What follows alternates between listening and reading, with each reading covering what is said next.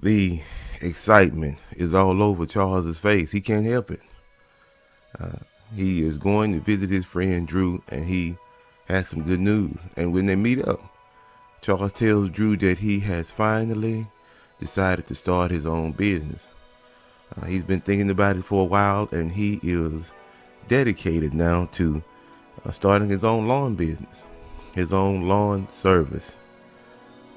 And as you can imagine, he is expecting Drew to be supportive. But instead, Drew starts to list all of the difficulties, all of the problems that he can expect, all of the impediments to his success. Drew begins to outline for Charles how he's going to fail. And so, after listening to his friend, his good friend, for quite some time, Charles finally tells his friend, "I don't care. I'm going to start my business." Now, has that ever been the case with you? Has that ever happened? You are fired up about an idea. You have a goal in mind. You have something that you want to accomplish. And the individuals around you, even those who love you very much, don't have anything positive to bring to you. So what do you do in those kinds of situations? Because trust me, they happen. They happen. More than likely, you run into things that you wouldn't expect, just like Charles didn't expect that Drew was not going to be supportive of him starting his own business. But there are some things that we can do to alleviate the difficulties that result when there are individuals who do not share our opinion, or when they present us with a negative opinion. And so we're going to talk about 3 things this morning that we can do to protect our positivity, right? And those 3 things are things that all of us can use, because we all fall into this circumstance at one time or another. Okay? Now, the first thing that we can do, or that we should do in these particular situations, you set a goal, you weighed that goal carefully, you've looked at the pros and cons, you've done the due diligence on it. You should be confident in what you have chosen to do. And so it's necessary for you to keep your perspective. So what do we mean by that? When you look at another person's opinion, when they offer it to you, or whether you solicit it or not, right? Their opinion is based off of their own thinking and their own beliefs, right? So what's good for them, you might see that it's terrible for you. Things in their life that they are perfectly okay with would drive you absolutely insane. So it's necessary to keep your perspective. I'm quite sure that you know yourself well enough to know the things that you're capable of. And even if you don't, it's okay to push yourself past your limit at times. And a lot of times that's necessary, because if you want to do something that you've never done before, it's going to require that you go beyond your limits. And in this particular instance, it's okay, because if you're pushing yourself towards something positive, the only thing you're doing, you're making sure that your life and the lives of those around you is getting better. It's going to a better state of mind. You're going to a better state of health. You'll be happier because of it. So keep your perspective. Don't allow individuals and their opinions, even the negative ones, to sway you from what you decided to do. So what's the next thing? Mind your own business. Now, usually when you hear that phrase, it's in regards to individuals who are nosy, right? But now we're going to look at that phrase from another perspective. Mind your own business. Don't solicit the opinion of others, especially of individuals who you know are openly negative. If every time you bring something to this person, the only thing that they can offer to you is reasons why you shouldn't move forward, then don't solicit their opinions. Mind your own business, right? And so when you think about it, the research that I did says that if this person is critical, unsuccessful, or happy, does that sound like a positive person to you? Absolutely not. Most of the time, the feedback that they give is going to be according to their own personality. Think about that. If a person is fairly critical, if everything that's presented to them in the situation, if they're able to pull out the negative, no matter what situation you put them in, no matter what circumstances they fall into, if they're able to always pull out the negative, then when you solicit them for their opinion, when you ask them what they think, then they're going to give you what they have. And usually an individual who is negative can only give you negative because their perspective is that. Okay? So once again, don't allow that to sway you, these negative opinions. So what's the third thing that you can do? Desensitize your triggers. You know, in a lot of shows on YouTube now, you get a trigger warning, right? Or the creator will say, okay, now I'm issuing a trigger warning before we get into this video because some of you may be triggered by some of the things that are said. Desensitize your triggers. And so what does that mean? That means that you need to have thicker skin.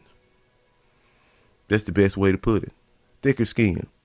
The research says that you need to think about a few questions. Now listen to these questions and see if these are things that you can work on. Are you too sensitive for your own good?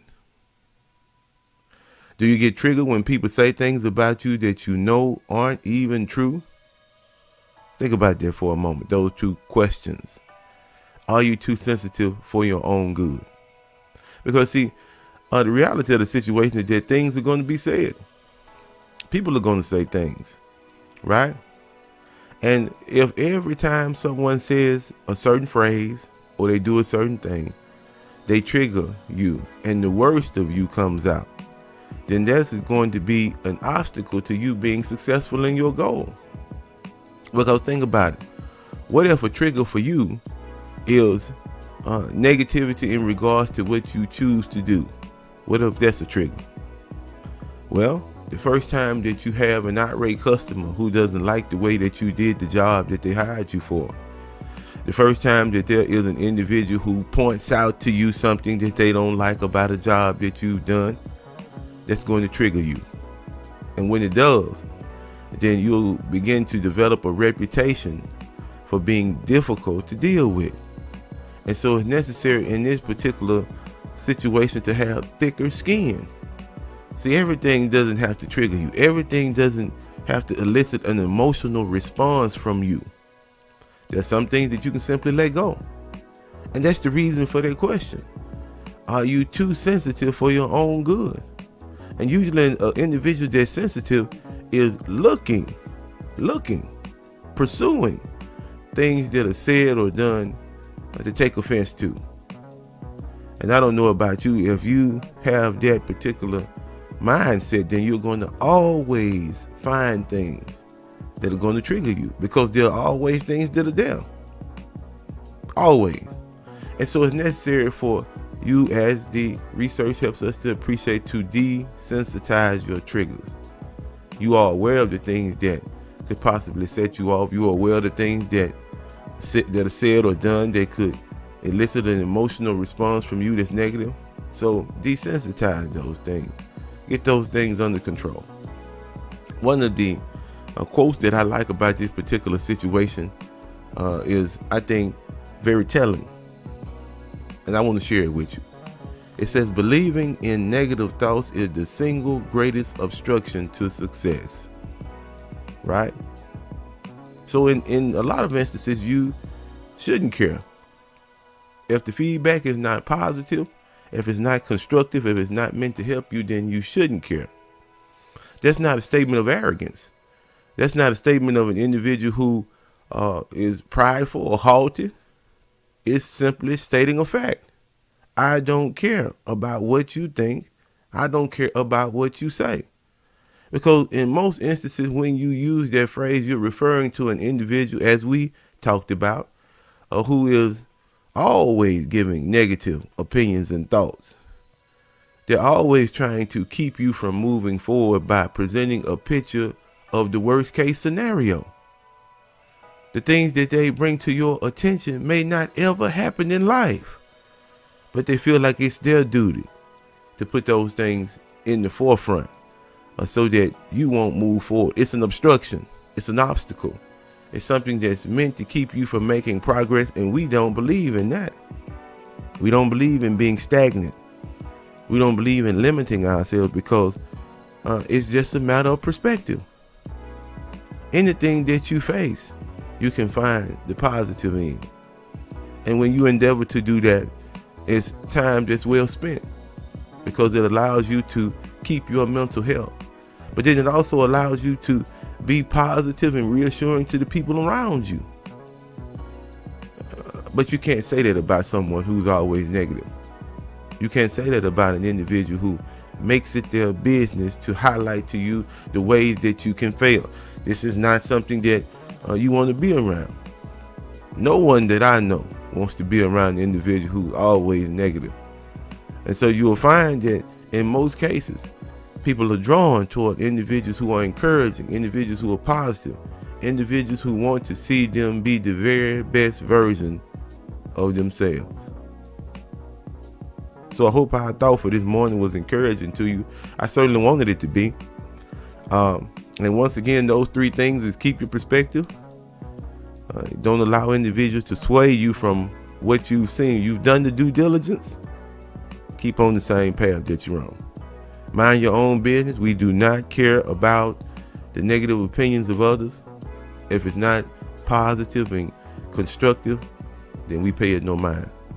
And then the last one, desensitize your triggers. Don't be so sensitive. Don't be so sensitive. Have or develop thicker skin. All right, that's the thought for this morning. Listen to me. COVID is a real thing, man. COVID is a real thing. I'm sure you've noticed my absence, and it hasn't been because of anything that I've done that is not important. It's been because of the fact that I was fighting with COVID. Went to a party, man, and someone in that party evidently had it, and they happily passed it along, and so I had to deal with it. But I am back in action, feeling very well. Thankful for all of the support from friends and family during that process. What can I say, man? I'm appreciative overall, and I maintain a positive outlook, and I want you to do the same thing.